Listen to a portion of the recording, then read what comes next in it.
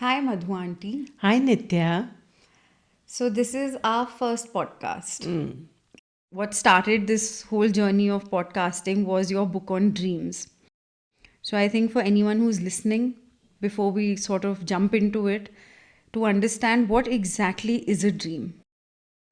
Well, a dream is a rather private nighttime reality in which you dream of horses, carriages, roads, but none of them exist. They're a product of our imagination and memory. So I think that would be the first characteristic. And besides it being a private or a public episode, a dream is also something in which you are singularly involved with the process in the dream without any conscious volition. You cannot direct anything. There are some dreams where you do end up directing, right? It only usually happens in a very conscious manner in a lucid dream, A lucid dream, yeah. but not in about 98% of ordinary dreaming, in which, in fact, you take the entire reality of the dream as real, in spite of incongruities happening, bizarre elements coming into it, time shifts, transformation of characters. We take that as real and we don't think anything odd about it. But we don't direct it by and large. Don't. No, we So, don't. in lucid dreaming, we do direct it. We can if we train ourselves. Okay. But that is a very kind of, not a very common occurrence in a dream, in which you become conscious in the dream that you are dreaming. Most of the time, we are not conscious, we are dreaming. We are going along with the narrative of the dream as though it's real. Where is that dream coming from? Where is that narrative coming from? What is creating the narrative? It's a combination of memory, imagination, and sometimes a third factor in which it's literally unknown as to where that third ingredient of the unknown comes into play and adds a dimension which is not there in waking life. So I think that unknown is what we want to sort of delve into. There is also a lot of premonition. There's a lot of like you've written in your book about some of these great mathematicians, physicians who've literally found solutions to some of the world's problems in their dreams. So where is that coming from? What is that unknown? I think dreams have a great creative intelligence. I mean, you were talking about how people discover things through dreams. Well, I mean, I have a whole chapter in the book called Breakthrough Dreaming. Like Banting discovered insulin through a dream. Elos Howe discovered the sewing machine. Mahatma Gandhi dreamt of satyagrah through a dream, and it became the plank of freedom for India. Robert Louis Stevenson dreamt of Jekyll and Hyde, and he felt his dreams were like a series telling him the unfoldment of a plot. And of course, these are extraordinary people with extraordinary dreams. But you and me, in fact, everyone, has this tremendous creative potential which the dreaming mind produces. Of you may be stuck in a problem, you may be wanting a creative solution, a project has got stuck, you can't find the right colors for it, you have a presentation which you don't know which angle to take. Ask your dream. Why do we say sleep over a problem? Because it's going to give you a dimension which your waking life cannot and does not have. So, in some sense, it comes from a deep creative intelligence which is unknown to our waking life. It's the subconscious? Is that our creative intelligence? I would say there are three layers to the hidden part of our psyche. There's the pre-conscious, which is where you say you've forgotten a name. It's lying somewhere in your pre-conscious.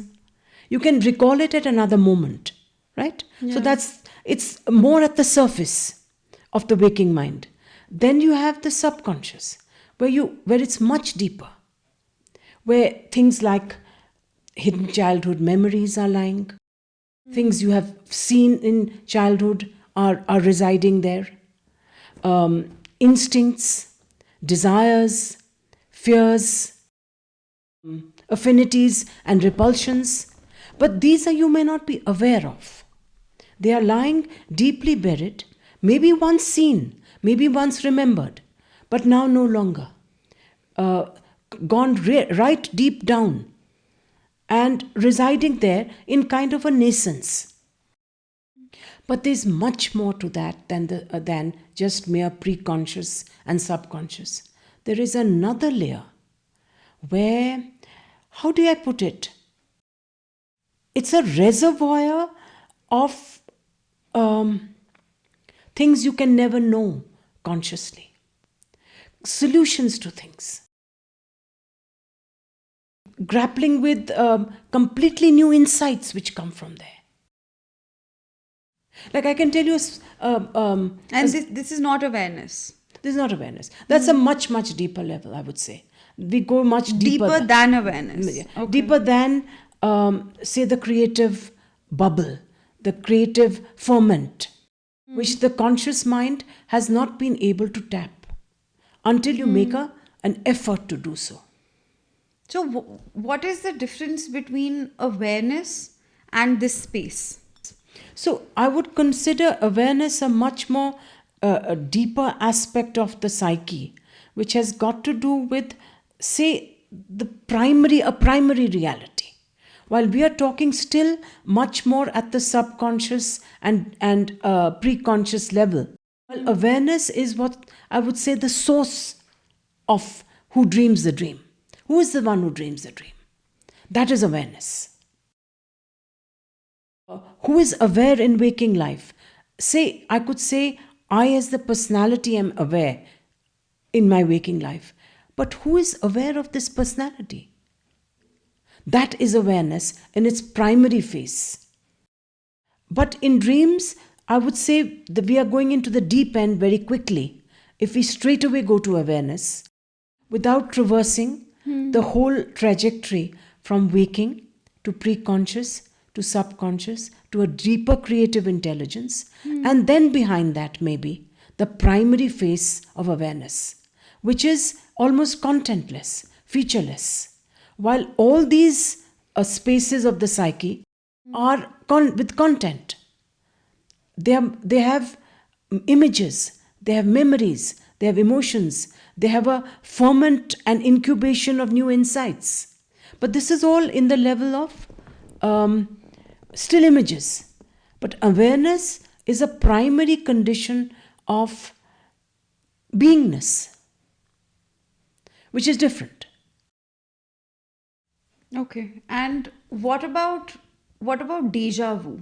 It's like you see something, it's a vision, and that vision plays out exactly that scene happens maybe 5 days later, maybe a year later, maybe a month later, but sometime in the future. You experience what you have already seen. Is that also coming from the same source as where dreams are coming from? Dreams are one form in which they find expression. But as you said, there is instinct, there is intuition, which may not be in a dream. There could be a flash of like a visionary flash, or it could be a reverie in which it happens, which are all close cousins of dreams. But I suspect the source of deja vu is the same, which is we all as human beings seem to have a common substratum to our psyche, which is common across humanity, across cultures, across human beings, across families. And into this substratum, sometimes we unwittingly dip into. And when we dip into it, it's like a river. Dreaming life sometimes is like a river. It doesn't have a past, present, and future. It can suddenly dip into the future without knowing it's dipping into the future.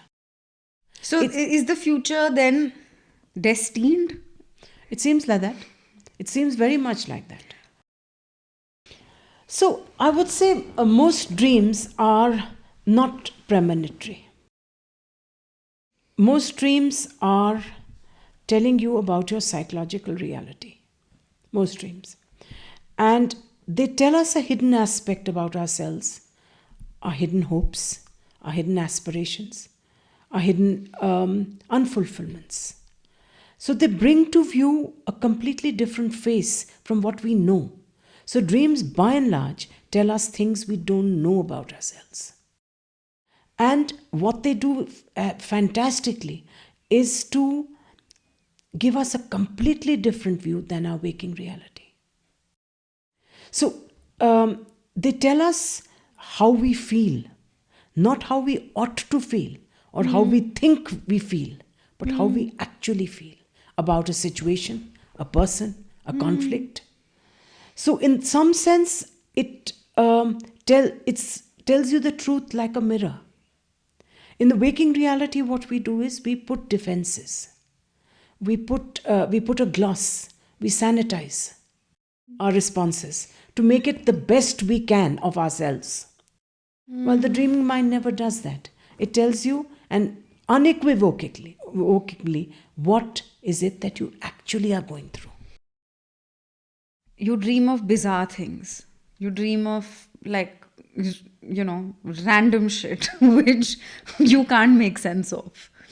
So how would you sort of, how can a normal person who doesn't have any experience with analyzing their dreams and the psychology behind it sort of interpret a dream? So let me give you a simple method. What does a dream do? It sometimes takes things from yesterday or the day before, what you've experienced in waking reality, and it changes it. It adds something to it and it subtracts something. And so that addition and subtraction becomes the bizarre part of the dream. So I'll give you an example. Suppose you dream that you've seen a cactus, a beautiful cactus, in your friend's garden in the evening. Next morning, you will dream most probably that the cactus is in the North Pole. So, what has it done? It has subtracted your friend's garden, added the North Pole, and made the setting different. And now, from this simple dream, what do we gather? All dreams talk in metaphors and symbols. It never talks straight. So, to understand a dream is to understand and crack the code of the metaphor. And after you crack the code of the metaphor, you find a bridge between the metaphor and the person who has dreamt it, which something to do with his or her life. So now take this example of the cactus. Why has it subtracted and added? And see what it has done. A cactus grows in a hot desert, while the cactus has now been located in the North Pole, in a cold desert. So in this dream, the desert is being emphasized, both a hot desert and a North Pole desert. So by this emphasis and this bizarre part of the dream, is it bringing us through a metaphorical manner about emphasizing desert, which translated could mean the dreamer is feeling alone, deserted, jilted, abandoned. And then what you do is to find a bridge between this metaphor and its symbolism to something in the dreamer's life. It could be in a work area that she's feeling out in the cold, or it could be in a relationship where she's feeling deserted. So, what have we done by this dream? We have located the main metaphor, which is desert. The most bizarre part of the dream is the most part you pay emphasis to. Okay. So always look for the most bizarre part. That will tell you, it will translate into a metaphor. After you translate the metaphor, you then find a bridge to the dreamer's life. So I'll give it to you in 3 stages. Desert was emphasized. So it's the bizarre part. It moved a cactus which grows in the desert, in a hot desert, to a North Pole. Immediately bizarre part. You take that bizarre part of the desert and then ask, what is it metaphorically conveying? And metaphor is nothing but finding similarities between dissimilar things. Like when you say, he's as ferocious as a lion, or old age is like a sunset. So it's a metaphor. And what is a metaphor for a desert? Feeling deserted. And what's a desert? A place where there There's is nothing. miles and miles of nothing. And so, by this emphasis, the dream has shown where exactly you need to pay attention. So, you first take the metaphor, always decode the metaphor of a dream. Okay. So, and also I think there are people who have a lot of similar dreams. There are some very common dreams. And by what you just said, I would assume that dreams are very subjective.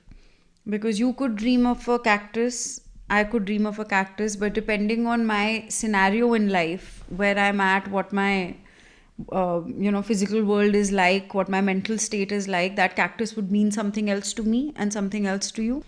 So, there are two parts to your question. The one is that across the board, over social economic conditions, across cultures, there's something called typical dreams. Like missing a train, sitting for exam and not knowing the answer to a question, running late, being chased by a demon or being chased by something sinister, falling from a height, being naked in public, losing your teeth. These across countries. And 2/3 of people who have been researched have typical dreams. And these usually come in periods of time when you have great anxiety, or you are challenging, or you're feeling challenged by your personal performance, by your capabilities. You may be moving house, you may be changing a job, you may have just become a parent, you may be even getting a driving license. So I mean, Anything that causes anxiety. So these genre are typical.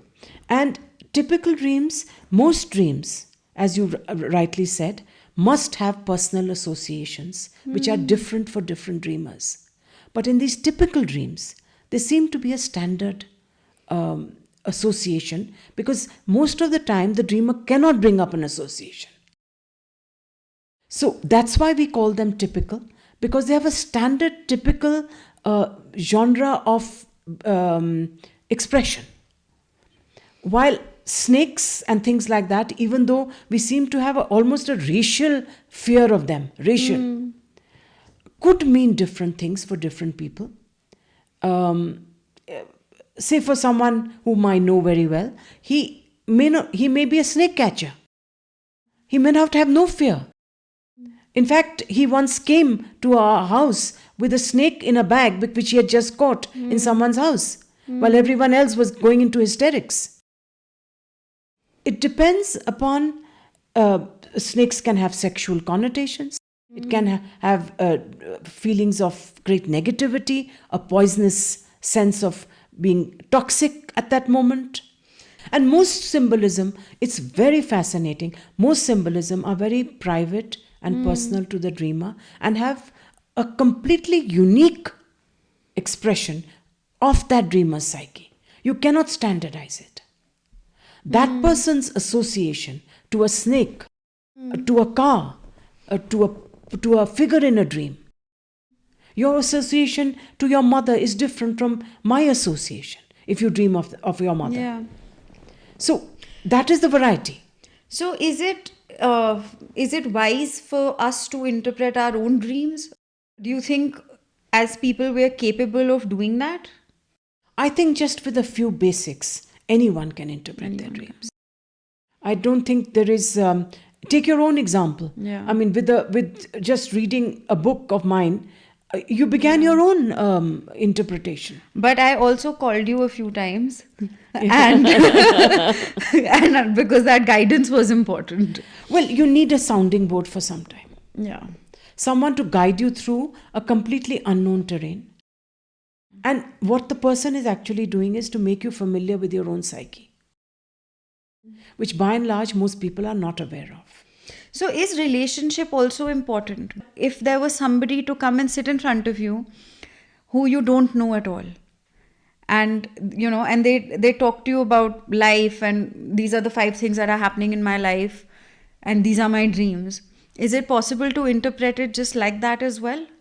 It's very strange that you asked this question, and a very interesting question. I've had many people share their dreams with me because of my writings on the subject.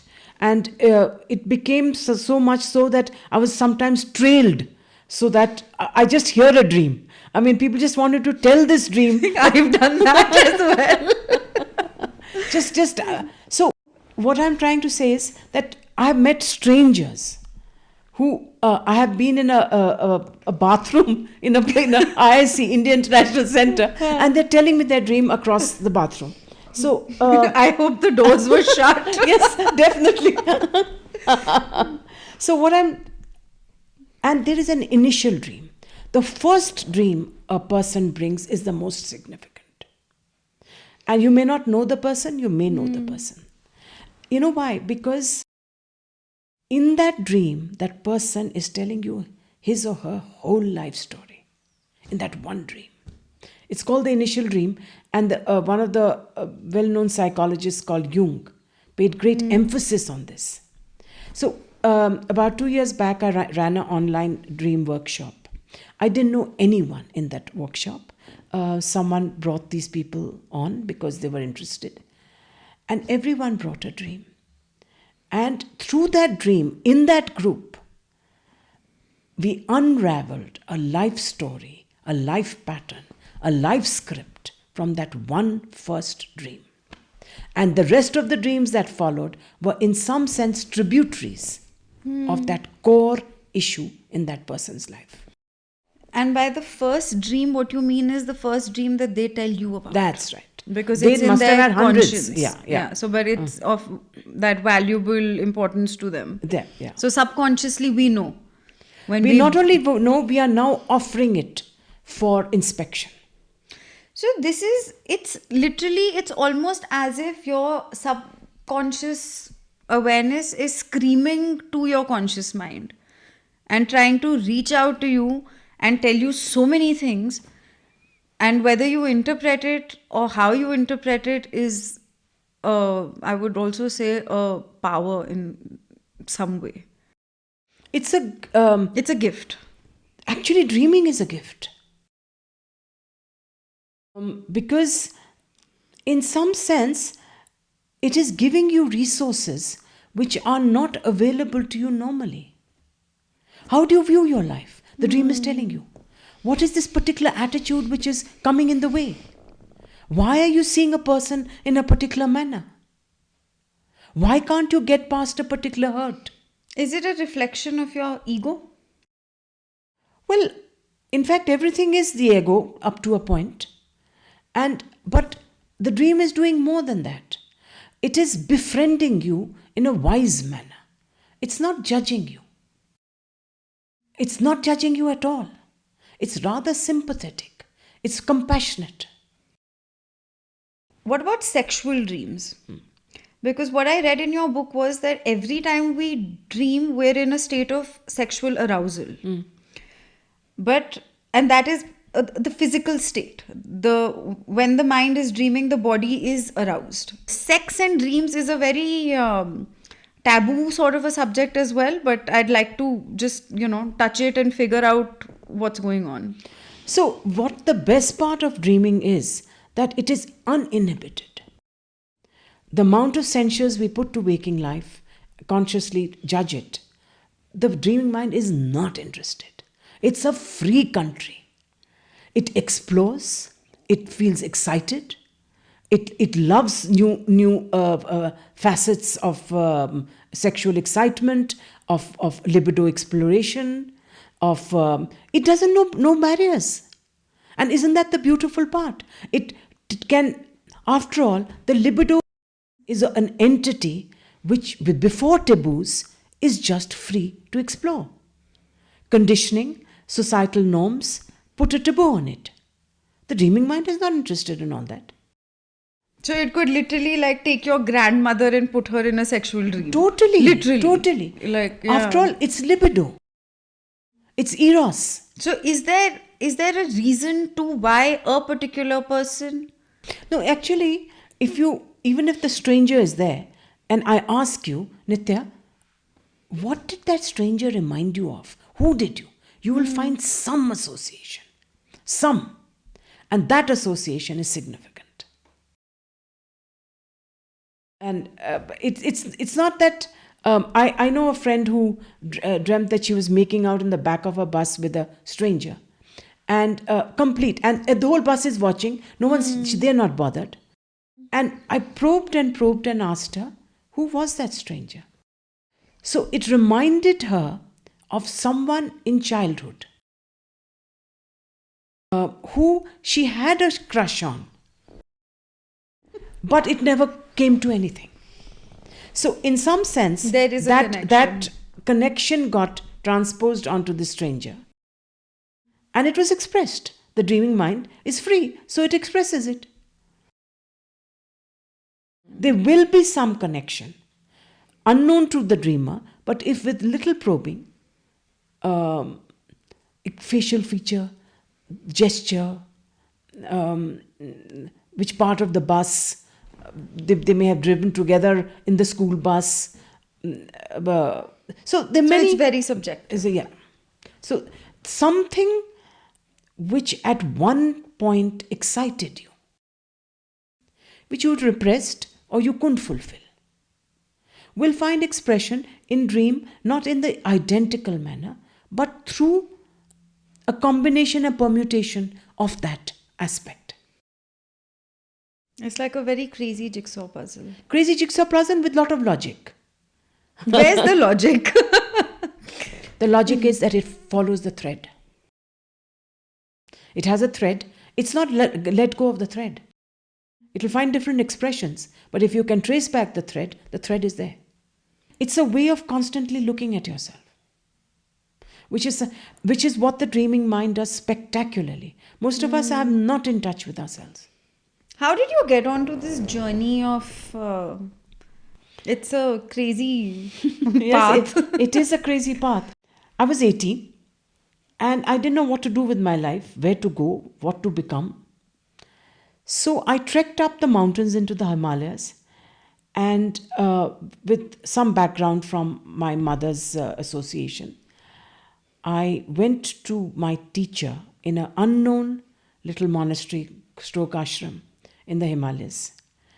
And there I literally burnished pine needles. I walked up a dirt path of 45 minutes. And in the evening light, I was alone with my teacher. And I said to him, I don't know what to do with my life. Where do I go? How do I know? And out of the blue, there was only one oil lamp burning and the dark mountains outside. He just out of the blue said, why don't you watch your dreams? I said, I thought this is ridiculous. I made a wrong trip, wrong journey. Why have I come here? I paused. He said, you don't believe me. They'll tell you where to go. They'll tell you who you are. They'll tell you what you can become. And he said, take a notebook. Keep it next to your bedside. Before going to sleep, tell yourself you're going to remember a dream. Don't get up in the morning early and with a start and bustle about. Till the tail end of a dream even. Reel it in. Get up, note it down. I thought this was a far-fetched idea, that what anything can be known from these jumbled, bizarre dreams. I came back and about 15 days later, I had a dream. For the first time, I remembered a dream. I sent it to him. I wrote it. I sent it to him by post. And his interpretation was so startling. He found an area of my life which I had not even acknowledged to myself. Painful, but unacknowledged. I was stunned that how did he, by this utterly ununderstandable dream, come to that area, pinpoint it with accuracy, and tell me where my work lay. And so began a journey. For the next 40 years, I have immense amount of dream books in which I have just noted dream after dream after dream. And I cannot tell you what it has done for me. It has provided a dimension in my life which my waking life cannot. My waking life produces one kind of dimension. My dreaming life talks about that. It tells me, it converses, it dialogues, it interacts, it corrects, it encourages, it tells me the truth. So, it can, in some sense, it tells me where I'm located psychically. Do you think this was your destiny?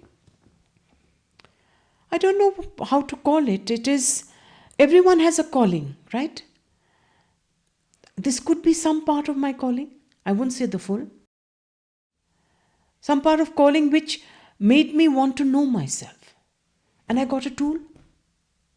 Who was your guru? His name was Sri Madhav Ashish. He lived in Mirtola in a small Himalayan hermitage ashram. And Rajiv and myself, my husband, we lived for 7 years with him. And my first book, Faith and Fire, was about our 7 years there. And it has a lot of my dreams, which are entwined within the narrative of our 7 years there. And so he gave me the dreaming mind as a tool for my inner inquiry. Did he guide you further? Very much so. Yeah. Very much so, because I took as many dreams as I could to him. And each time I was startled that how did he talk about things which were unknown to me. The dreaming mind seems to talk about not the known, but the unknown. And every time he showed me the path or a kind of a milestone on that unknown through dreams. And it became a great tool of introspection. I was no longer threatened by what my dream was telling me, even though it's often criticized me. It corrected me.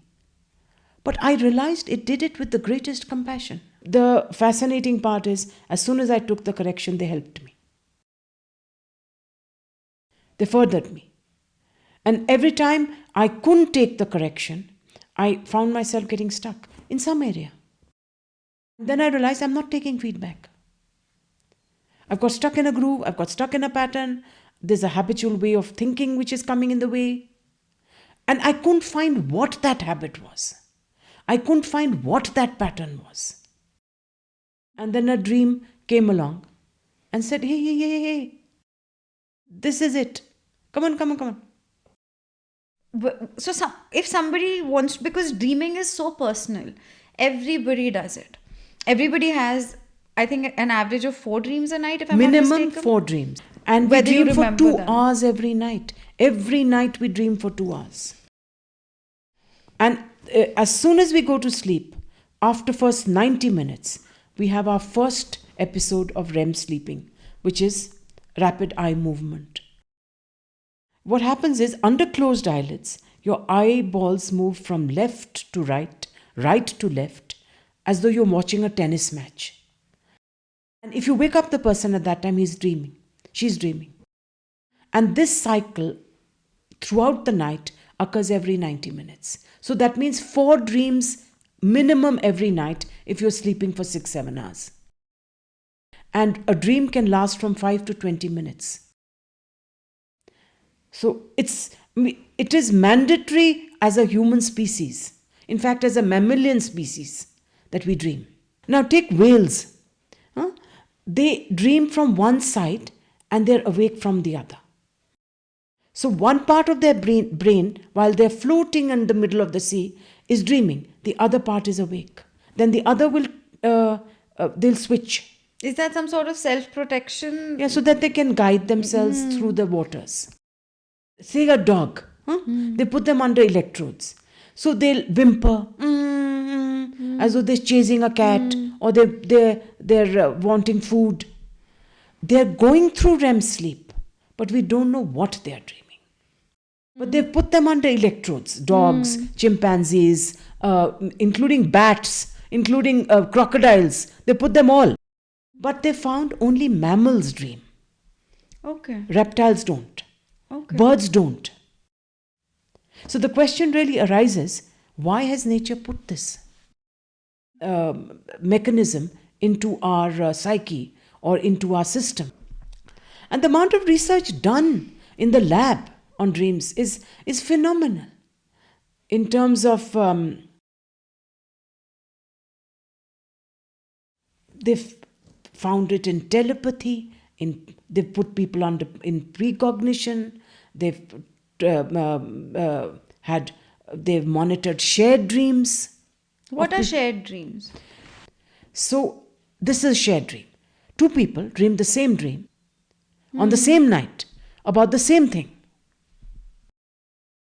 And through literature, immense amount of shared dreams. The night Buddha left home for good, his uncle, his aunt, and his father dreamt that he's leaving home. A shared dream. In the Katha Sarita Sagar, in which I open my book in the logic of dreams, a prince dreams of a princess, and he gets very strongly attracted to her. Nothing new about that. But the princess, on the same night, dreams of this prince with the same attraction. And the story is, how it unravels is how they both search for each other because of a dream and because they see each other's image in the dream. And finally they unite. Is this a mythological sort of Well, it's definitely a story. It's a story. But it's amazing across the board. It happened in this Rudyard Kipling's Brushwood Boy. A woman and a man, they knew each other vaguely. They were going house riding. Suddenly, this boy, Brushwood Boy, says something, and the woman realizes she had dreamt of him. And when she describes the dream, the Brushwood Boy says, "But I had the same dream. I didn't see your face clearly, but you said the same words." In Anna Karenina, Leo Tolstoy talks about Vronsky and Anna's shared dream, which became their destiny, in which they both dreamt of a destitute woman who predicts Anna's death. So, two people who may be connected to each other in some form could have the same dream and the same night about an event which is important for them. That's a shared dream. Across literature, across anecdotal evidence, across people I've met.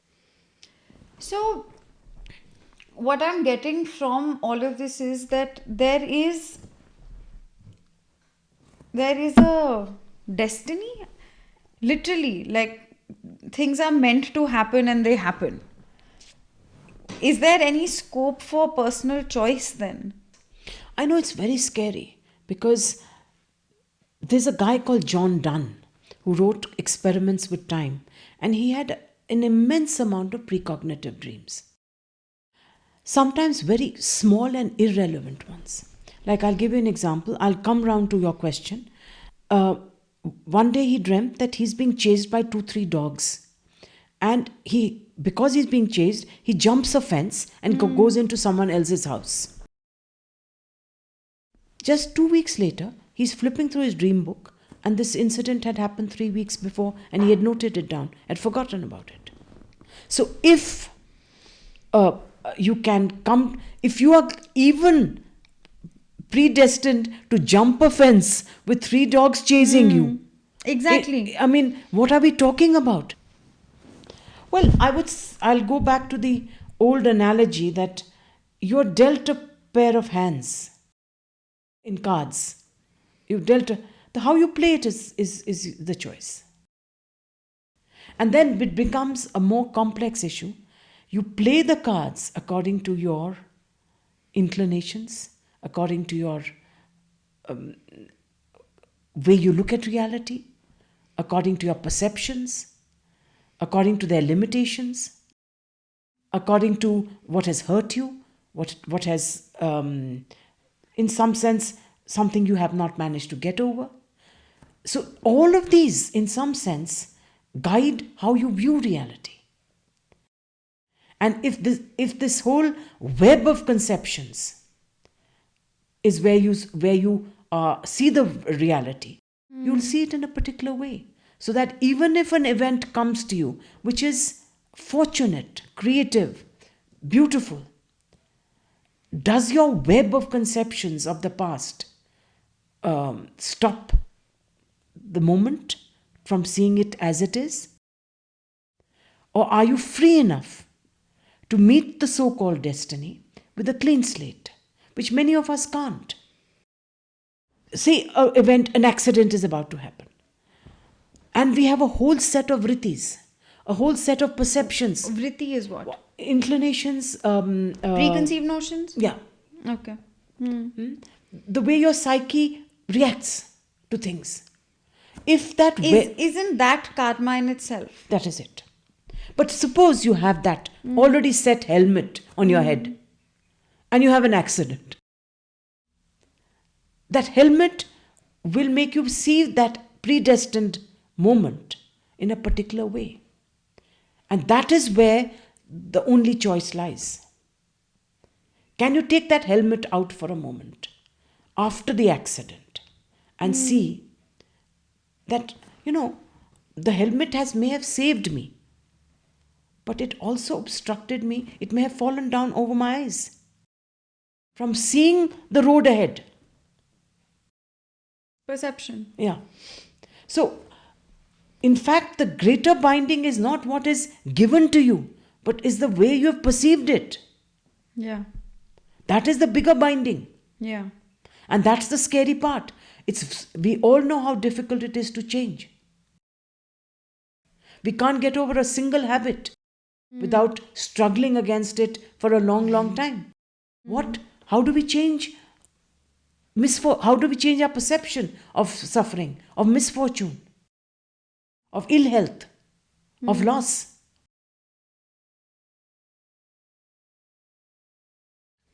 By viewing it differently. By viewing it that this suffering came because I needed to learn something, not because it came to vanquish me. There's a lesson I haven't learned here. There's a perception which is blocking me from my own freedom. I'm not becoming the person I truly am because of this perception. That's why this suffering came. That's why I got this hammer blow. I was not going to wake up otherwise.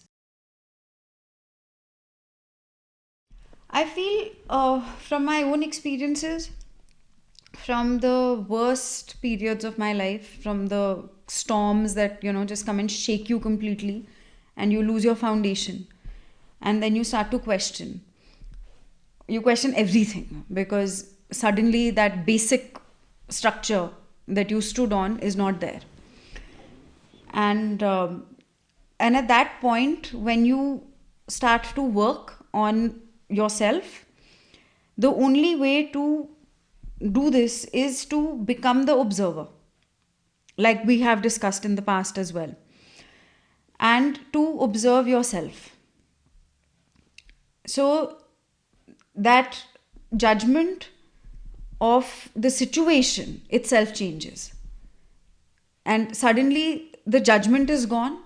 There is a situation and there is you, somebody else, and the ability to observe. And what we usually do is we observe the other person. But if we shift that and we just observe ourselves in that situation, all our reactions, we realize they come from certain, it's the ego which is reacting. So that self observation and just observing but not engaging. So don't engage the ego. Don't engage the pain. Don't engage the suffering. Feel it, but don't engage it. And I feel that that is where the change starts. And because the external situation remains exactly what it is, but somehow everything becomes okay after that. You become okay after that. I completely agree with you. I couldn't agree with you more. Because what you've done is, most of the time one's attention is on the other.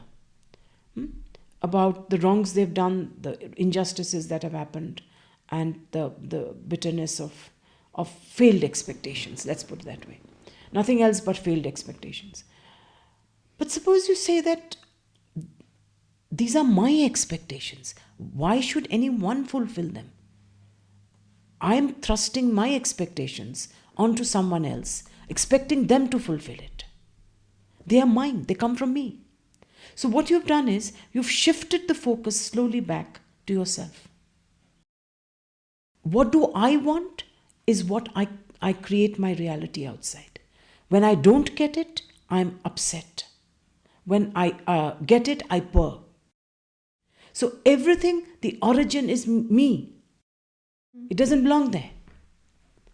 And if that observation starts, that I am the originator of my universe, so that what is within me surrounds me, I begin to see that many of my desires, hopes, aspirations are compelling me to behave in ways which I may not even agree with myself. And that can only happen with self-observation. You shift the focus of attention back to yourself. You're only free when you do that. Because now there is no one outside. It's your own internal playground in which the characters are all yours. Yeah. Some are at war with each other, some are pleasantly chatting with each other, but they're all yours. And I think another thing that was in your dream, in your book, was that you, no matter who you see in your dreams, it's a reflection of you. Exactly. Can you just talk about that? So, every person in a dream, in your dream, be it a character, a situation, represents something about you. It doesn't depend on who that person is. Suppose you dream of your friend. What is your association with that friend? Suppose her name is Nirmala. The name could be cleanliness. Is it about the organized, disorganized parts of your life? By the name.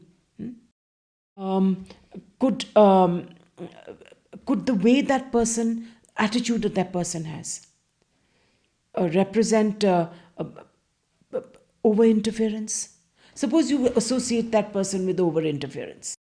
Is that will apply to you? It's not about that woman. It's about areas in your life where you are over interfering, where you can't step back. So any association you have with the characters in the dream is actually about you. That's a characteristic of you, which that person is epitomizing. See, I can only get to know who you are if I know enough of what I'm throwing onto you. If I feel Nitya is the ABCD, that ABCD firstly belongs to me. If I can withdraw that ABCD, only then I know who Nitya is.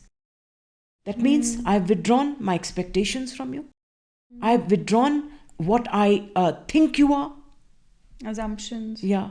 I withdraw what I expect from you. If I can withdraw all that, only then I know who Nitya is. Otherwise, I'm only seeing myself in you. So the external world is literally a reflection of the internal world. Precisely. And that is a big truth to come to. It's quite a journey to reach that sort of self reflection. What has this personal journey been like? It has been difficult because I was going against the crowd without knowing it. My reality was always more internal. And what interested me was always an internal reality, much more than the external. So that is always going to go against what is happening outside.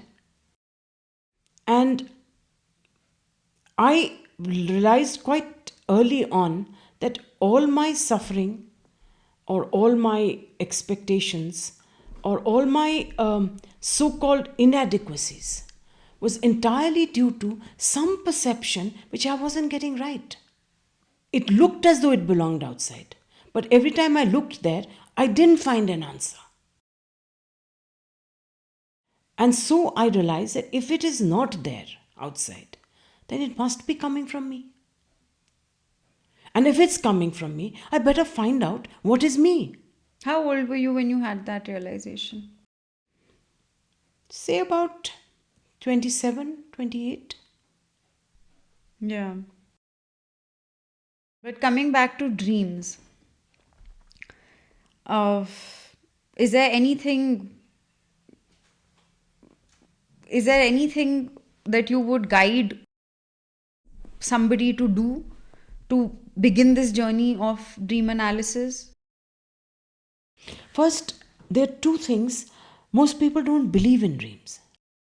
So we have to first make an experiment. Do they mean anything? Or are they just bizarre, disjointed, discontinuous ramblings of the night? So, first, I would say explore the issue. Just for tonight, put a notepad or a recorder next to you. Go to sleep. Before going to sleep, tell yourself, I'm going to remember this dream tonight. I dream so many dreams at night, at least four I dream minimum at night. Let me remember one. And you'll watch, if you do this over 2-3 nights, you will start remembering early morning dreams, snippets. Reel them in. Don't get up, revise them before getting up. Note them down either in a recorder or in a notepad. And do this just for first 15 days. Fight against the belief that they mean nothing. Slowly you will see most dreams come in a series. They take up one topic in your life. It can go on for 3 weeks. Take note them for 3 weeks. Note everything down. Then in the daytime, sometime, find the associations with the symbols in the dream. There may be figures you know, someone you don't know. Just note quick points down. And then after that, if you don't want to go any further, ask the dream a question. I had gone to a dream workshop run by Dr. Francis Menezes in Pune, who runs the Tata Institute. He's a director there. And he did a lot of work with dreams in the corporate world. And when we arrived there, he said, he didn't give us any theory. All he said is, on a piece of paper, note down a question. It could be, how do I give up smoking? Why can't I get along with such and such? What should I do with this project? And then watch your dreams. They'll start dialoguing. They'll start telling you, look at it from this side. Look at it from this side. They'll start answering. You may be worried about a particular project. Ask your dream. And see how, in some sense, they're interacting all the time. But just give them a little encouragement. And I would say that is the beginning of a extremely magical journey. That's a good start. And maybe a good end just now. And a good end. Yeah. Thanks, Madhu Auntie. Oh, welcome, Nitya. I've enjoyed this. So have I. It's been lovely. Ditto.